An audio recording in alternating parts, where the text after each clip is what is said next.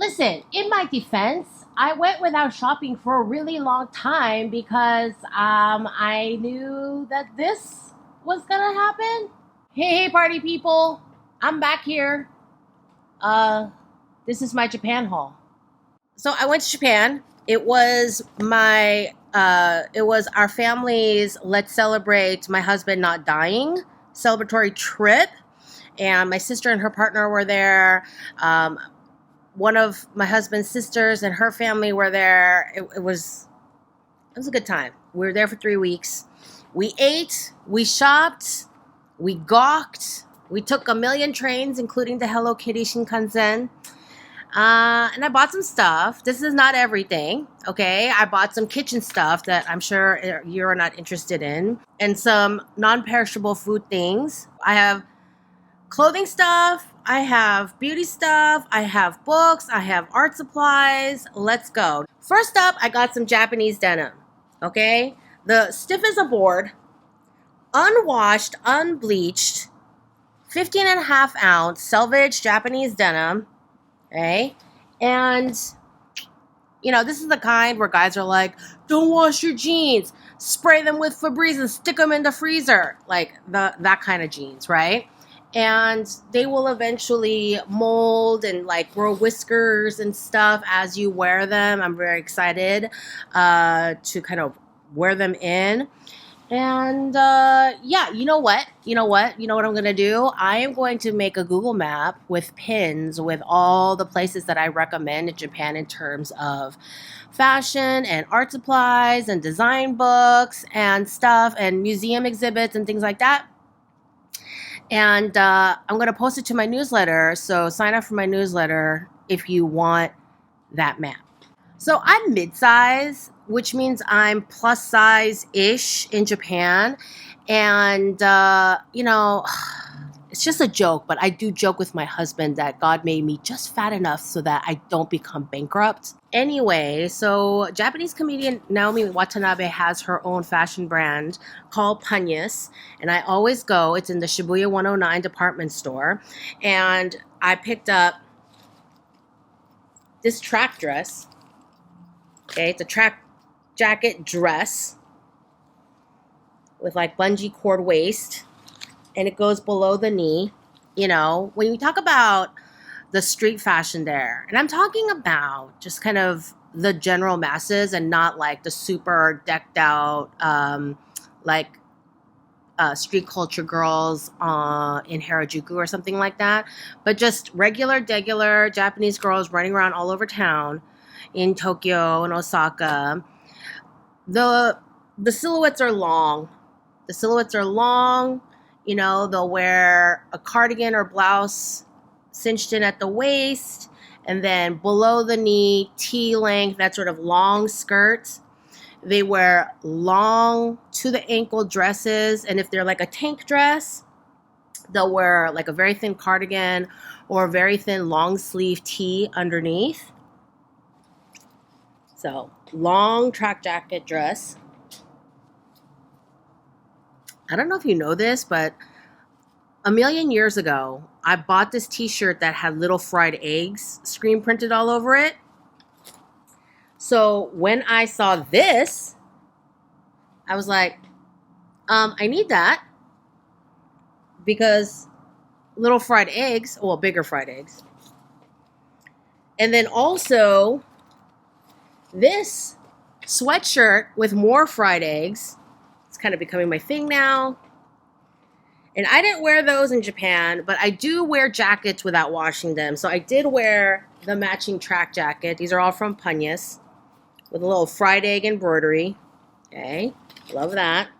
And then this is Levi's, but Levi's has this Japanese fabric line where they use Japanese denim for their products, just like a specific section at Levi's. And so I bought this black men's jacket. It's like slightly cropped. It's like right at my waist. Has like one giant pocket in the front. Okay. So as I was saying, like a lot of the Japanese women, they wear these super long shirt dresses that are knee length or even longer.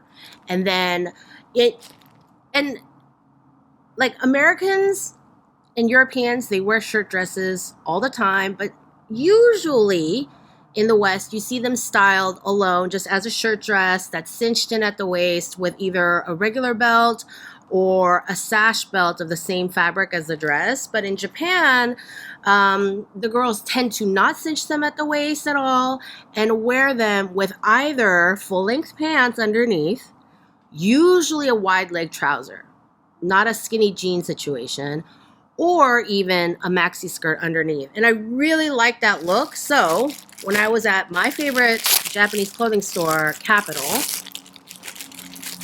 I went and got myself a really long, oversized shirt dress. And it's super long. It hits my knee in the front, and it's like longer in the back. And I plan on wearing this with jeans like the Japanese girlies do. Love this. Okay. And it's just, the drape was so good, you know. I tried this on at the store. Love it. Okay.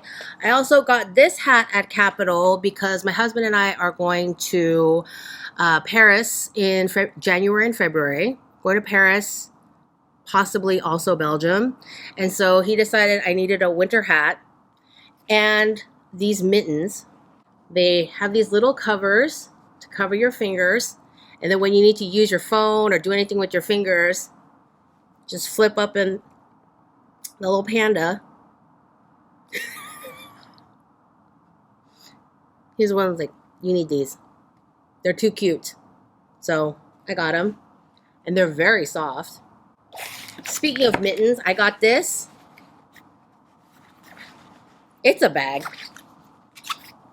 If you know me in real life, you know that I love day-glow fluorescent yellow-green accessories. My favorite sneakers are in this color. Anyway, so this is a bag. Goes diagonal. And you can cinch it with this bungee cord here. So on those days where you're just taking the bare minimum, phone, wallet, keys, chapstick. Look how cute that is. It's so random. We were going to, where were we going? We were going to inside a major department store because we were told that the Nintendo store was on the top floor.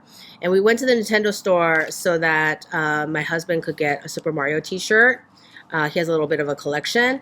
And he saw this bag on a dress form as we were just cutting through the main floor to the elevators. And he's like, don't you need that? So cute. I love it. And this is last clothing. This is the jacket I was talking about on Instagram. I bought this at Capital. It's denim. Which way is up? I don't even know. It's amazing. Hold on. It's made in Japan. It's a Japanese label, and it's a chain in that there are stores across Japan, and they focus on denim, Boro inspired things. This is like a double-breasted, you know, you can cinch it at the waist with bungee cords or release them. Lots of pockets. It's got this amazing hood, which looks better when I'm not wearing a hat, okay? And yeah, you know, I'm not like one of those influencer girlies who know how to pose all perfectly in clothes, but let me tell you, this is the best denim jacket I've ever tried on in my life. I feel cozy and stylish at the same time. It's soft, and this is one of those like little things that just the attention to detail. Like, it's got this boxy look to the sleeve, right? But it's got a knit cuff in here, okay, that closes more closely around my wrist so that cold air doesn't cut through as much. And I'm gonna be wearing my little mittens, okay? This is what I'm gonna look like in Paris. maybe. I think all of this together is a bit much. I do have other winter things. If you follow me on Instagram, you've already seen these Converse. Okay, they're Converse. You see that? People were all like, those aren't Converse. I'm like, these are Converse. How cool are these? How cool are these? Okay. I bought them at this chain in Japan called ABC Mart. And they do, you know, Adidas and Nike and a lot of, you know, well-known sneaker brands like Converse. But they also have like their own styles like this one. So that's ABC Mart. I got my first pair of Tabis at Susu. Okay. These are also made in Japan. And I also got some Tabi socks. Some like normal black ones. And these cute little lemon ones.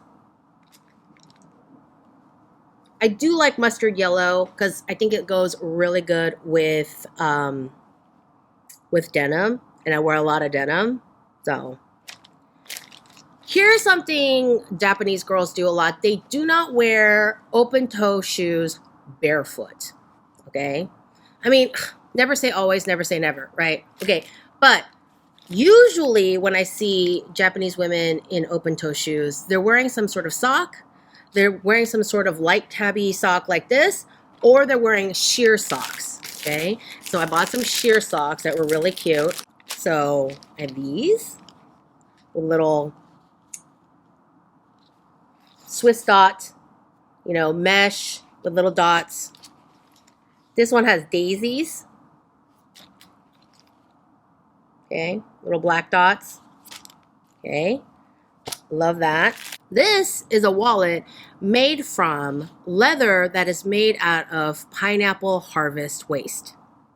So there's just a lot of vegetation that gets discarded when you harvest pineapples. And so people have turned it into leather. So this is true vegan leather. Like people, you know, call plastic vegan leather now as a marketing thing. But true, there are real like sustainable leathers that are made out of apple peel and pineapple harvest waste, things like that. And I wanted to try it out myself. So as soon as I bought this, I put all my stuff in it.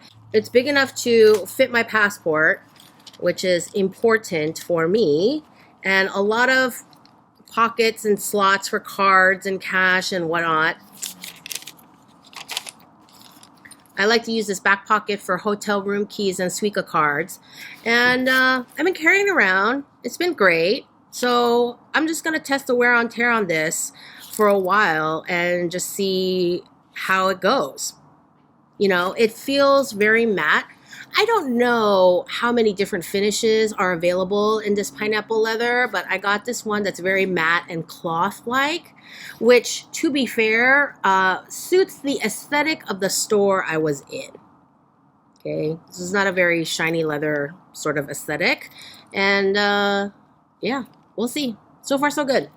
Let's do books. Let's do books. First up, I got this planner. Okay. It's for 2025. Can you believe 2025 is only 2 months away? That's absurd. Absurd. But this is organized just how I like it so that I can look at the whole week in one glance and just kind of overview everything.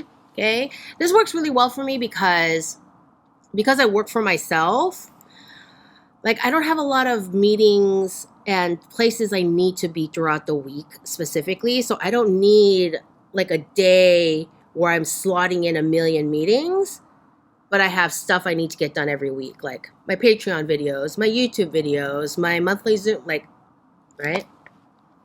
So I got that, a Yodobashi camera, and I'm just going to mention this because this is the best temple I've ever been to. It is the Sanju Sangendo temple, and it has in it 1,000 life-size sculptures, statues, covered in gold leaf, standing up in rows and rows and rows, just like neat, orderly rows, and you just walk down this corridor and you're just walking to see all 1,000 statues. This is in Kyoto, and I just, I was so amazed that I wanted to buy this little picture book so that I could have some really cool pictures of it. And yeah, if you go to Kyoto, I know that there are some people watching this because they're planning their trip.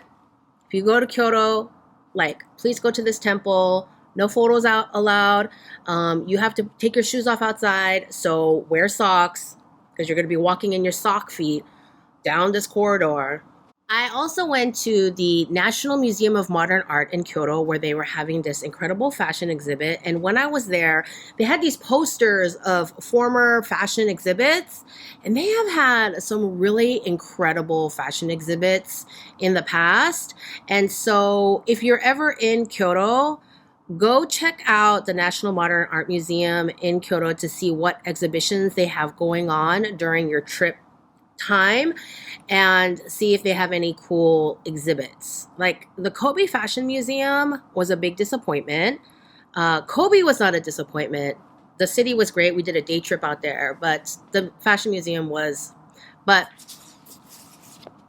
I went to the Love Fashion in Search of Myself exhibit at the National Museum of Modern Art in Kyoto.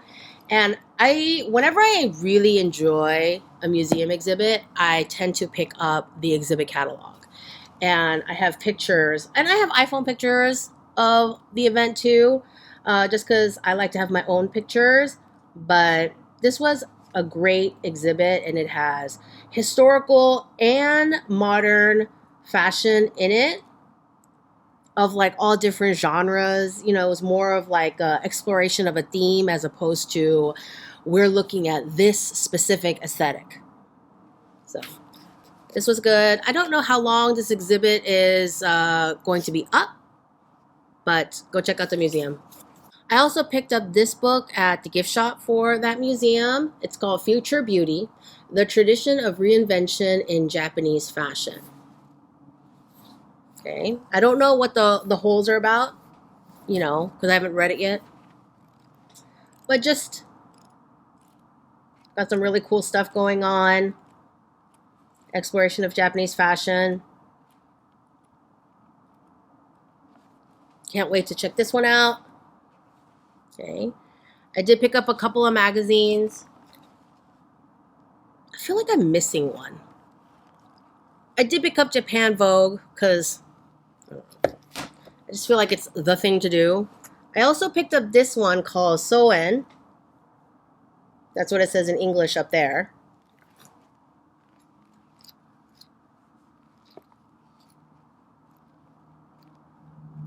Just looks super fun. I could have sworn I bought a third magazine. You know what? My husband's not finished unpacking, so maybe I snuck it in there. Oops. I went to Tsutaya Books. Tsutaya Books is a chain, but there's one in particular that has a lot of fashion, art, and design books and books in English that I'll add to specifically to my Google Map. This is fashion drawing, and I'm always looking for cool, interesting drawing tips, fashion illustration tips. And so I picked this up, and it's in both Japanese and English. So, you know, I'm always looking to learn new ways to render and draw and look at different perspectives on drawing and illustration. So I picked that up. This is Fashion, the Whole Story, revised and updated with a foreword by Valerie Steele, whom I adore. Okay. And it is a book on fashion history. Can never learn too much about fashion history. And yes, I am going to continue my fashion history series eventually.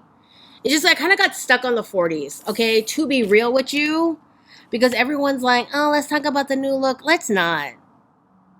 I'm so bored of the new look, y'all. Like, I just want to, like, pretend it was just, like, any other collection. It was a thing that happened and move on.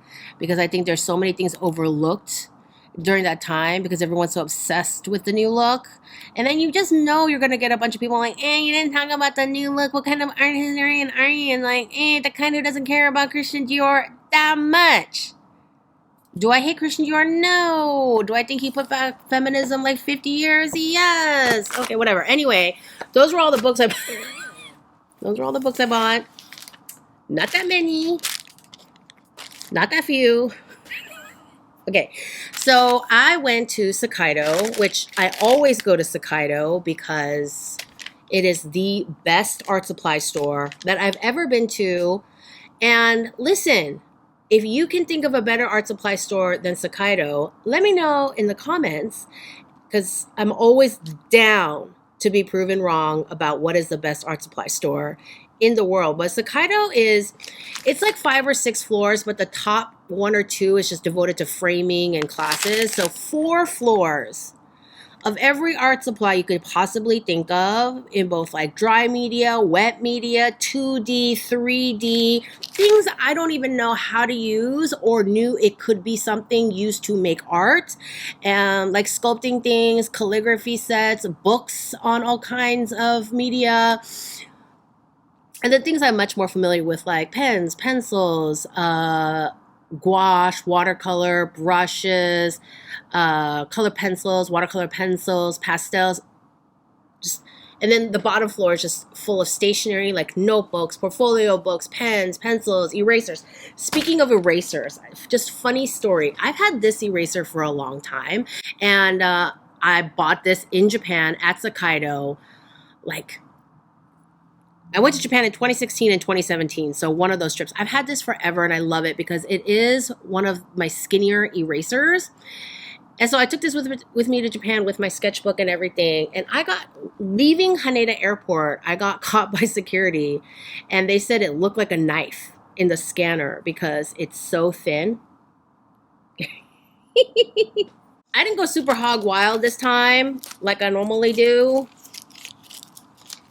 I was feeling very conservative, but I did get more skinny erasers because I'm always, I don't know, it's a thing with me. I got refills for this one. I got refill erasers for this one. And then I have more skinny erasers because I'm obsessed with skinny erasers. If you know me, then you also know I hate white gel pens. And I'm always on the search for things that will make white touches in illustration easier and better. Like I have my preferred white color pencils, that sort of thing. But I use white paint pens, but I got this. It's a Zig brand white pen set. Okay. Because I'm always on the hunt for better whites. And that sounds racist. It's not. It's just okay, those of you who have been following my channel for a long time and know my obsession with better white media, both wet and dry, just, vouch for me that that's what I'm talking about. Okay, so I got this white pen set.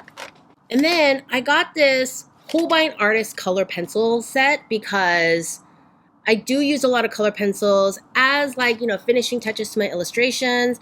And I'd never used this brand before, but when they sell them like one by one, and they sell them in sets. And when I tested a couple of the pencils, I found the color payout beautiful. And so I bought a set for me to play around with at home.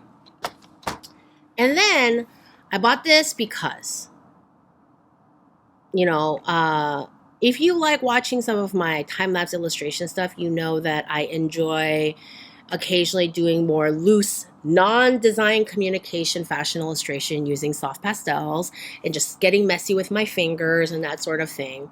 And I'm gonna throw it out into the universe so I can manifest this for myself. But I want to get into runway drawing. I want to talk to some fashion brands about letting me come to their shows so I could sketch runway looks as they're happening. I love drawing fast. I love drawing messy. I've always kind of wanted to get into that world a little bit. So if you want me to come to your show, drop me an email.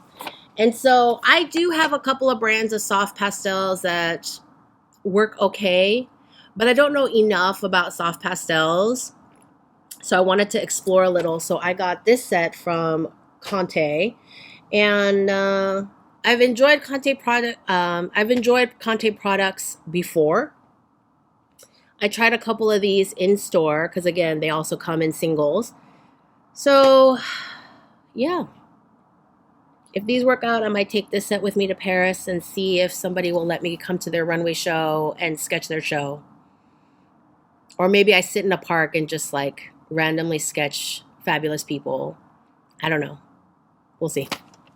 This video is 100 hours long. I'm not going to talk to you about all the beauty products I bought, but I just want to go over a couple of things. Number one, I do like buying Japanese and Korean beauty products because they're made for Asian skin, and I have Asian skin, and I like Japanese and Korean eyebrow pencils because they make those really great ashy, dark brown, black colors that work for, you know, my coloring.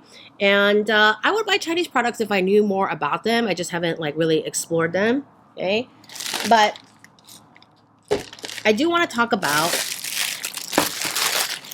the best thing in Japanese beauty is their sunscreen. Okay, from my understanding, the best sunscreens in the world are from Japan and Australia. And so if you follow me on Instagram, you know that this is my current favorite. And I love the fact that it has this little cap thing.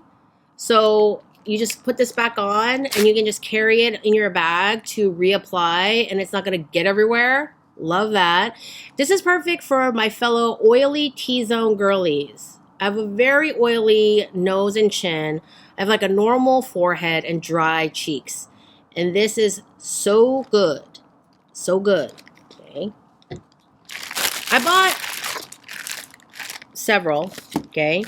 I also got, this is the same brand, and this has that water gel, water essence. Like those are the kinds of textures I like for sunscreen on my oily skin. So I'm trying these, but these are kind of like in that family. Okay, so those are great. This is the Nivea Rich Care and Color SPF 20 Tinted Lip Balm. And I got all the colors I could get my hands on because I tried one early on in my trip. It's better than Clinique's Black Honey, if you know, you know, with SPF. And so I'm like, I need all the colors. And I bought all the colors. Okay. This one, this one, this one. Okay. This Biore, I've been using the Biore like since the first time I went to Japan and learned about this sunscreen. So of course I bought a couple of tubes of this too. I just want to talk to you about a few things like that go viral on the internet. Okay. This is viral on the internet. These are individually wrapped eyeglass lens cleaners. They are indeed fantastic and viral for a reason. These are leg and foot patches that's supposed to like help weary legs and feet. And I tried them. I tried the foot kind with the little acupressure bumps and the leg kind that are smooth. They're fine. They're not miracle workers. If you want to try them, great. If you cannot find them or can't afford them or whatever, don't cry about it. It's fine. It's fine. I've heard from a lot of sources that the Japanese make the best nail clippers, so smickety. I bought these because they were called dry shampoo towelettes, and I was obsessed because I'm so into dry shampoo that's not coming from an aerosol can. These suck. I held on to those just so I could tell you. The Japanese have notoriously amazing eyeliners and mascaras. Mascaras, I love trying out Asian mascaras because I have very stereotypical Asian eyelashes, like stiff, won't hold the curl, short, slant straight down. So I picked them up. Eyebrow pencils, concealer brush, more eyebrow. Okay. Another of those, like, once I decide I like something, see, it's like some of these I just bought the first week and tried them out, and I'm like, oh, I need multiples before I go home. But I know I like most Japanese eyebrow pencils. That's why I have a bunch. Makeup girlies, listen. Clé de Peau is 50% off in Japan. Okay?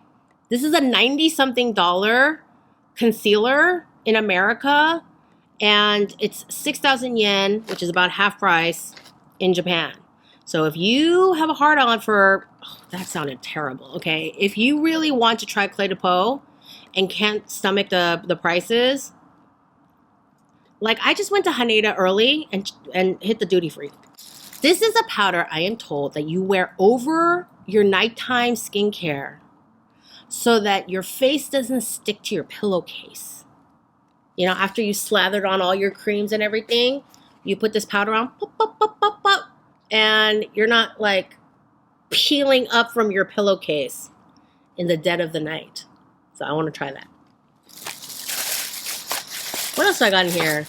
A bunch of beauty stuff. This is not a beauty channel, but you know, I just like sharing information. Speaking of Japan and sharing, I just want to end on this story that I just remembered. So I was at this indigo workshop, 10 other people, and the teacher and I had become friends, and he was really sweet. And one day he told me this story about a conversation he had with one of my fellow students in the workshop. And he said, you know, like the other person had said to him, you know, when I first met Zoe, I just thought she was kind of one of your everyday loud Americans, talks too much, talks too loud. And over time, I realized that she's just a sharer. She just loves to share stuff, and she can't help herself. When she finds something that's remotely good or cool or delicious or something, she just is a compulsive sharer. She has to share it with you. That's just the kind of person she is. Whew, I'm tearing up again. I completely bawled like a baby when he told me, and I'm crying again just thinking about it. But yeah, that is who I am. So unsolicited advice and all, which is perfect to have a channel like this where I just like to share knowledge and stuff. So I am going to put together a Google map with all the pins of places that I checked out, thought were cool, places I would like to check out in future trips. My husband had a really good time on this trip, so he's just like super gung-ho about going back. They have like a 6-month digital nomad visa sort of situation where I'm like, could I spend 6 months in Japan? Probably. Anyway, drop me your questions, your video requests, your Japan questions, all that good stuff below. Please thumbs up this video if you enjoyed it, and I will see you in the next video. And now I am so hot. This jacket is so warm, and so is this hat. Oh, and I bought a lot of stuff. This is crazy. Oh, and I did buy another suitcase while I was in Japan to bring all this stuff home.